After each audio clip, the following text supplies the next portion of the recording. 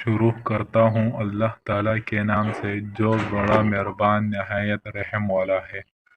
حضرت عباس رضی اللہ تعالیٰ عنہ سے روایت ہے کہ جبریل علیہ السلام نبی اکرم صلی اللہ علیہ وآلہ وسلم کے پاس بیٹھے ہوئے تھے کہ اچانک انہوں نے اوپر سے ایسی آواز سنی جیسے دروازہ کھلنے کی ہوتی ہے، تو انہوں نے اپنا سر اوپر اٹھایا اور کہا کہ آسمان کا یہ دروازہ آج ہی کھولا گیا ہے، آج سے پہلے کبھی نہیں کھولا گیا۔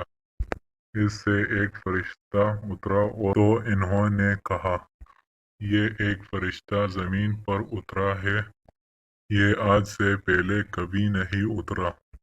اس فرشتے نے سلام کیا اور آپ صلی اللہ علیہ وآلہ وسلم سے کہا آپ کو دو نور ملنے کی خوشخبری ہو جو آپ سے پہلے کسی نبی کو نہیں دی گئی، ایک سورہ فاتحہ اور دوسری سورہ بقرہ کی آخری آیات۔ آپ ان دونوں میں سے کوئی جملہ بھی نہیں پڑھیں گے مگر وہ آپ کو عطا کر دیا جائے گا۔ اللہ تعالیٰ ان احادیثوں پر ہمیں عمل کرنے کی توفیق عطا فرمائے، آمین۔